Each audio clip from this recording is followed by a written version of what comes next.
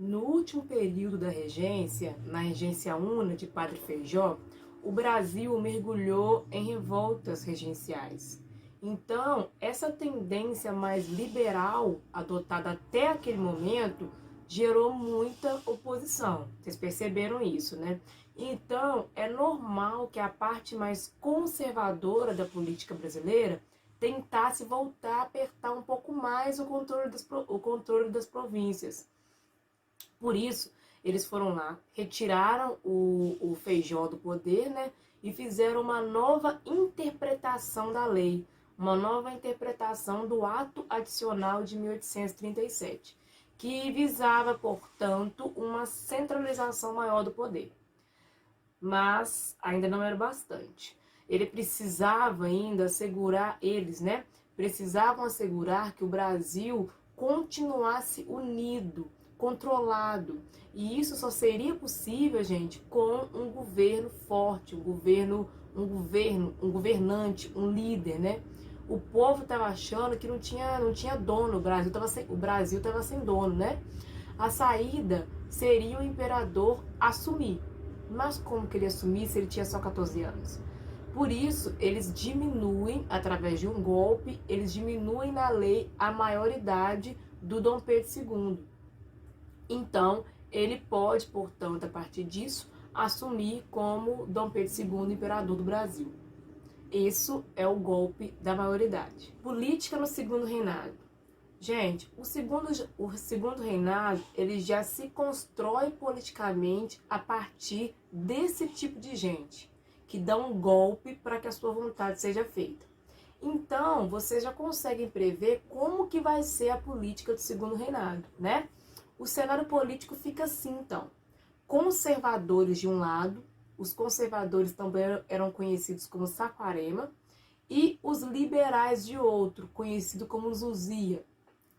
O interessante nesse cenário político brasileiro é que ninguém estava muito interessado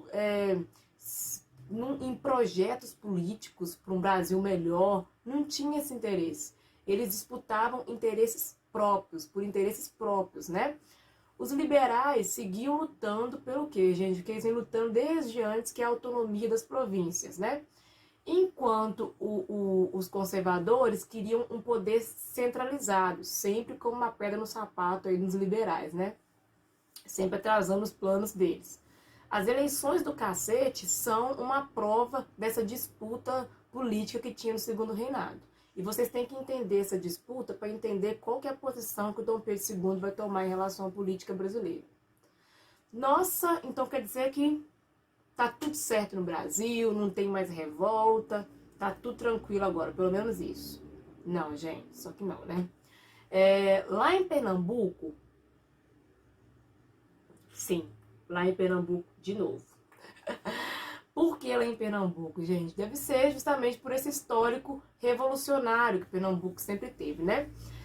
Lá vai estourar a Revolução Praieira. É uma resposta a mais uma tentativa de regresso conservador naquele local. Então, nesse movimento, uns vão querendo mais liberdade comercial, né? Principalmente elite.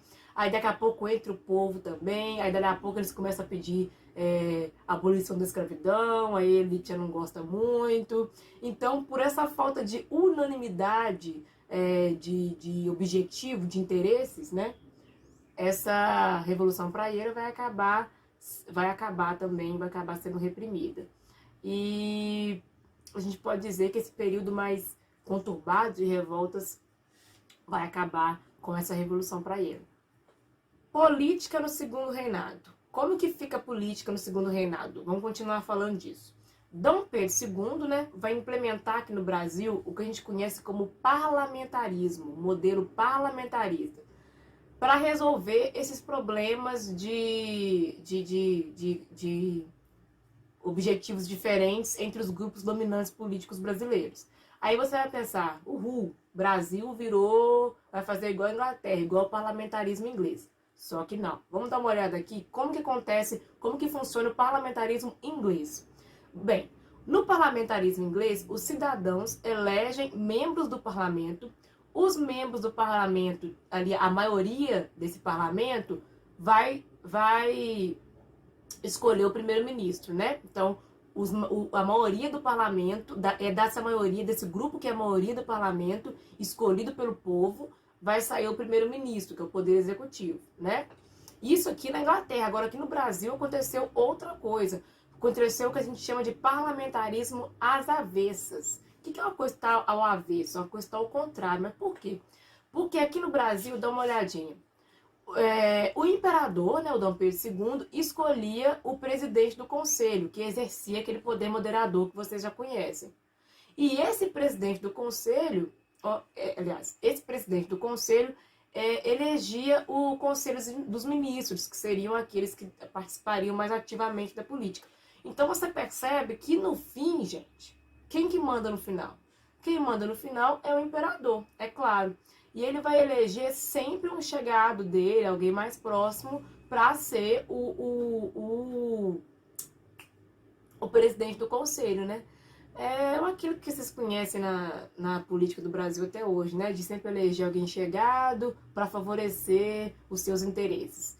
Então, isso que fica conhecido como parlamentarismo às avessas. Vocês perceberam que não tem como, não tem democracia, não tem participação popular. Tem a vontade do imperador, né? Então, pelo menos, o que acontece? Esse sistema político, parlamentarismo às avessas, consegue minimizar um pouco esse clima conturbado político brasileiro. O Dom Pedro II, ele consegue fazer um meio de campo, ele consegue ser o conciliador da política brasileira. Ele sempre vai aparecer para vocês uma charge de Dom Pedro II ali entre os dois partidos, moderando ali no meio, mas, na verdade não moderando agora, mas pelo menos conciliando. Mas, de qualquer forma, ele continua meio que exercendo aquele poder moderador. Gente, eu tô achando que eu tô falando demais. Vou tentar atalhar um pouco. Eu vou tentar falar um pouco mais resumidamente agora sobre economia. Economia no segundo reinado. Durante o segundo reinado, o Brasil consolidou essa posição de um país agrário exportador, que nós temos até hoje, né? Ou seja, a agricultura é o que move o Brasil. O que o Brasil mais produzia e em grande escala eram os produtos agrícolas, né? Como café, algodão, cacau, a borracha retirada através da extração do látex, né? Então você tem que entender que esse tipo de economia desenvolvida aqui no Brasil, de monocultura agrária exportadora, você tem que entender isso para entender também o tipo de sociedade que vai ser criada em torno desse sistema econômico.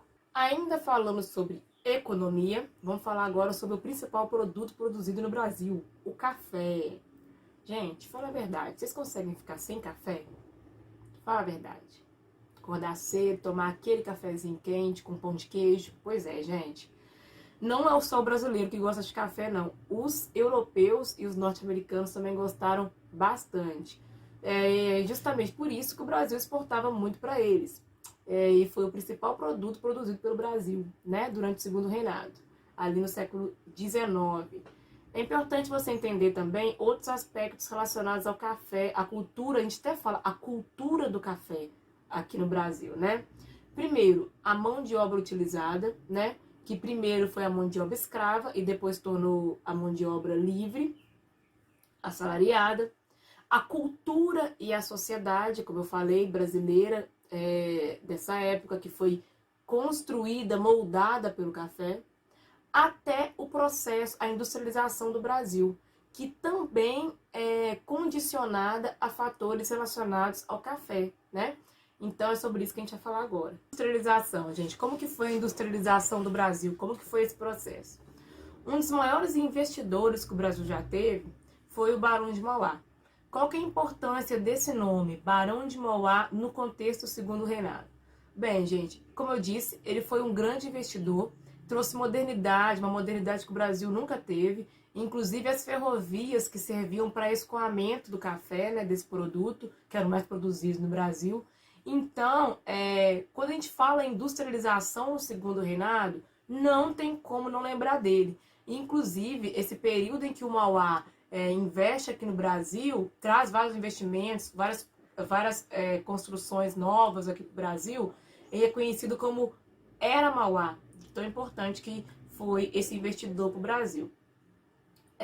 Sobre a mão de obra utilizada, como eu falei, como eu já comecei a falar na cultura do café.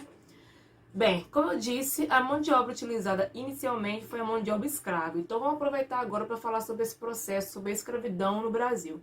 O Brasil, gente, foi o último país a acabar com a escravidão. Essa escravidão mesmo que começou, né, na época da colonização, em que os negros eram retirados da África e trazidos para o Brasil de forma a trabalhar como escravos, escravizados aqui no Brasil, né? Bom, então você já pode suspeitar que a elite brasileira, desde sempre, tinha como hábito usar a mão de obra escrava. E eles não iam aceitar o fim da escravidão de uma forma pacífica, né, e tranquila. Então, tem todo um processo que envolve a luta, primeiro, a luta do povo negro para que a abolição acontecesse, resistência da elite brasileira em acabar com a escravidão, e, por fim, a relação com a Inglaterra, do Brasil e Inglaterra. Inglaterra essa que já não tinha mais interesse em manter esse regime escravocrata aqui no Brasil. Nós vamos, primeiro, então você tem que entender esses 3 pontos que eu acabei de falar. A Inglaterra, a resistência da elite e a luta dos negros pela abolição. Você tem que entender esses 3 pontos para você entender como que acontece o fim da escravidão, que vai combinar, ser praticamente junto com o processo de fim também do Império Brasileiro, início da República. Bem, primeiro então vamos falar da Inglaterra, gente. A Inglaterra, ela vê o escravo como um atraso. Mas por quê? Para ela seria melhor que ele recebesse um salário e fosse um trabalhador e consumidor de produtos esses, é claro, que quem produzia era a própria Inglaterra, obviamente. Então ela faz várias leis com o objetivo de tentar acabar com o tráfico negreiro, principalmente, cortar o mal pela raiz, né, que é acabar com o tráfico. E vou ver se eu coloco aqui algumas dessas leis, então, mas não vou entrar em detalhes sobre elas. Gente, vamos tentar entender essa pressão da Inglaterra e a resposta da elite brasileira. Então, o segundo ponto agora, a resistência da elite a acabar com a escravidão. As leis impostas pela Inglaterra tornaram a escravidão um negócio muito difícil. Mas, né, porque não era mais fácil, vamos dizer assim, não tinha mais a facilidade de fazer o tráfico, de fazer a venda e a compra desses escravos. Mas a elite brasileira não conseguia imaginar a economia do Brasil sem a utilização de mão de obra escrava, porque a elite brasileira era uma elite atrasada, né? Atrasada demais para entender essa nova dinâmica econômica do mundo, né? Você tem que entender, gente, que aqui no Brasil, trabalhar sempre foi algo ruim. Era algo tido como coisa de preto, né? Quem trabalhava era o escravo, então pronto. Então eles não conseguiam entender essa lógica de trabalho assalariada, livre, né? Então, aí a elite brasileira, né, sempre pressionando muito Dom Pedro II, eles acabaram criando algumas leis que pretendiam ser leis abolicionistas, mas na verdade não representavam mudanças significativas para a abolição da escravidão.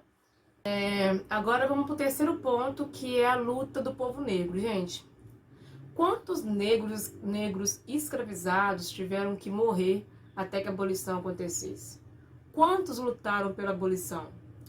A gente quase não se fala sobre isso, quase não se sabe. Por quê, gente? Porque a história, ela consolida a ideia de que a abolição da escravidão foi um presente dado pela princesa Isabel, né, filha de Dom Pedro II, para nós negros, né, para os negros escravizados. Então, esse discurso de que a abolição da escravidão foi um presente, né, sendo que, na verdade, né, ela já iria acabar mesmo, porque era muita pressão para que ela acabasse, como eu já citei, a questão da Inglaterra, o movimento mundial, né, aliás, o mundo já não aceitava mais esse tipo de regime.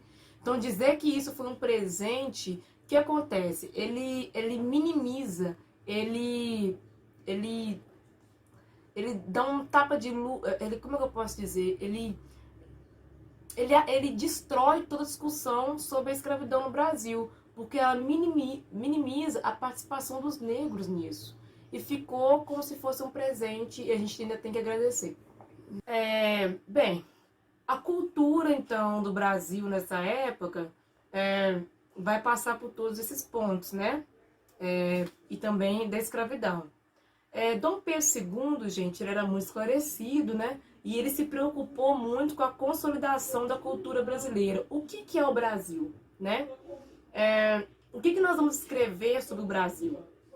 Por isso, ele vai criar o IHGB. É uma instituição de cunho científico, Instituto Histórico e Geográfico do Brasil. É uma instituição histórica de cunho científico que vai ficar responsável por escrever a história do Brasil. O que o IHGB escreve, gente? Ele vai escrever: o Brasil é formado por 3 raças. A raça branca, que é a superior, a raça indígena, civilizada, é claro, né? E a raça negra, que é os que trabalham. Ponto. E assim começou a história brasileira. Mas brincadeiras à parte, esse pensamento era a base da ciência da época. Esse pensamento é legitimado, ou legitima, umas correntes científicas da época que diziam que a raça branca era superior, geneticamente superior às outras raças. E, obviamente, são teorias racistas. E são essas teorias racistas que dão base, né, para esse pensamento da construção da história brasileira, né? A gente pode falar que é a raiz do nosso preconceito, né? A raiz da nossa mentalidade racista. Imigração. Gente, essa parte ela é bem delicada. Quando a abolição acontece, a escravidão acaba, o Brasil ficou sem mão de obra. E teve que buscar mão de obra fora do Brasil. E lá na Europa estava acontecendo uma crise, né? Uma crise que gerou muito desemprego, então tinha bastante oferta de mão de obra que poderia vir de fora, né? Então, essas pessoas vieram trabalhar aqui nas lavouras de café. Italianos, japoneses e assim por diante. A questão é, se os negros estavam aqui aos montes, e eram inclusive a maioria da população, e estavam aqui libertos, precisando trabalhar, o que explica trazer essa mão de obra de fora? Gente, o que explica isso é a chamada teoria do branqueamento. Essa teoria, o que eles achavam na época? Você lembra da ciência dizendo que o branco era superior, era reconhecido como uma genética superior à genética do negro, do indígena, por exemplo? Então, com base nessa teoria, nessas correntes genéticas científicas, o plano era trazer bastante pessoas de pele clara para o Brasil e, a partir disso, essas pessoas iriam miscigenar, misturar e clarear o tom de pele das pessoas do Brasil. E aí sim o Brasil poderia começar como uma nação desenvolvida. Só que misturou e até hoje nós estamos aqui, né? Essa é a teoria do branqueamento e é uma corrente historiográfica que justifica essa imigração nesse período aí no final no segundo reinado. Agora, voltando aos imigrantes, né? Vamos falar sobre eles. Gente, é forçar demais achar que esses donos de terra aqui no Brasil, né, que seriam os patrões, seriam bons patrões, né? Eles eram donos de escravo antes. Então, acho que eles nem sabem muito bem tratar um funcionário como um funcionário assalariado livre. Então, vocês têm que pensar nisso para entender como que vai ser esses imigrantes aqui no Brasil. Eles trabalharam no sistema chamado sistema de parceria, que marcou as relações entre trabalhador e patrão aqui no Brasil, né, na época dessa imigração crescente. Esse sistema de parceria acaba sempre deixando o trabalhador em desvantagem. Ele sempre fica mal e dependente do seu patrão. E vocês vão saber aí, depois vão pesquisar e vão ver mais sobre isso. Relações externas do Brasil. Vocês já perceberam que a relação de amizade barra dependência que o Brasil tinha com a Inglaterra estava meio abalada, né, no segundo reinado.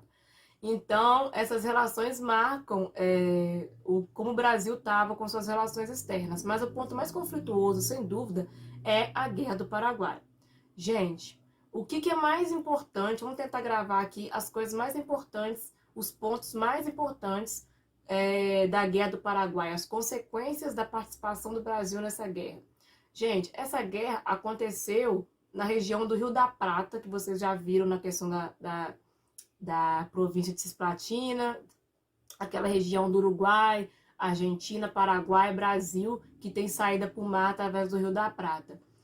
As consequências dessa guerra para o Brasil foram as seguintes, vou pontuar aqui. O Brasil vence a guerra, mas sai com uma imagem muito muito ruim, porque foi uma guerra muito violenta e dizimou a população do Paraguai, principalmente a população masculina, e isso deixa a imagem do Brasil um pouco ruim pelo excesso de violência. Mas outras consequências são as seguintes, e é importantíssimo entender a Guerra do Paraguai para vocês entenderem também o fim do segundo reinado, porque entender a Guerra do Paraguai é entender também como que fortalece esse grupo que vai acabar com o segundo reinado, que é o exército. Então, primeiro ponto aqui, exército sai da guerra com uma imagem fortalecida.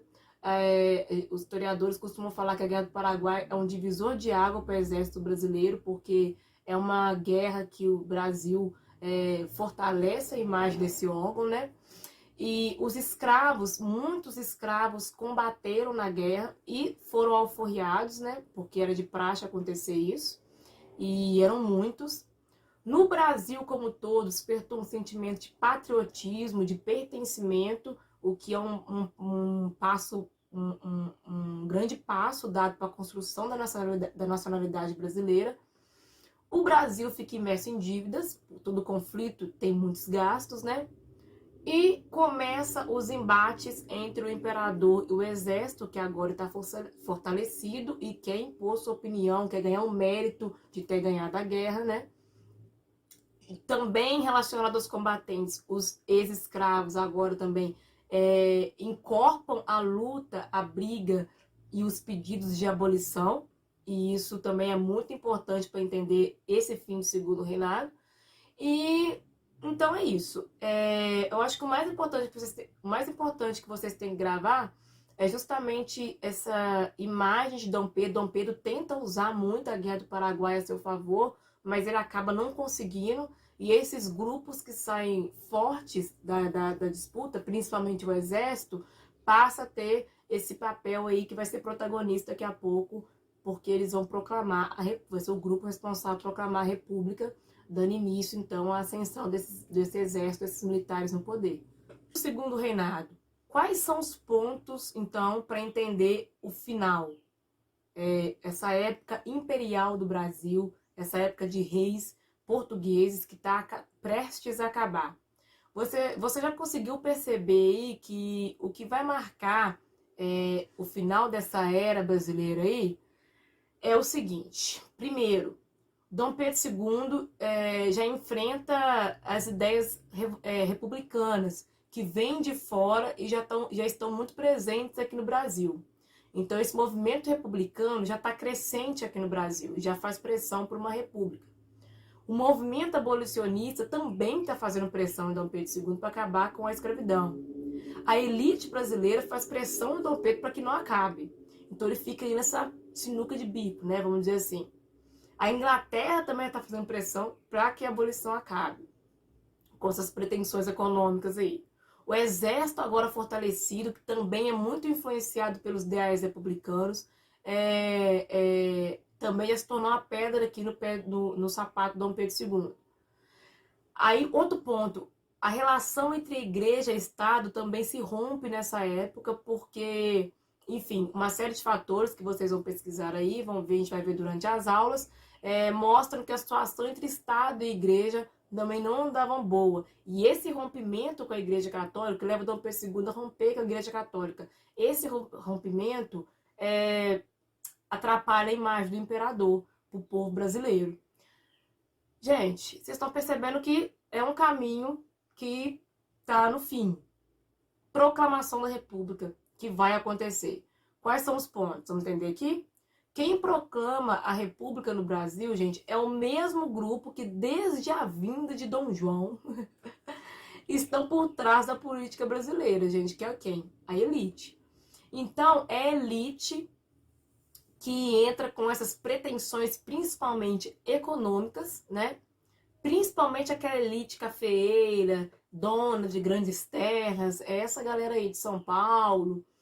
E o exército, ele entra com uma instituição que tem força legítima e é capaz de tirar o imperador do trono, né? Então, a proclamação da nossa república é resultado do quê? Da articulação das elites brasileiras, que culmina, portanto, no dia 15 de novembro de 1889, que acontece a proclamação da República Brasileira e o Dom Pedro pega as trouxinhas dele e vai embora logo em seguida, exilado.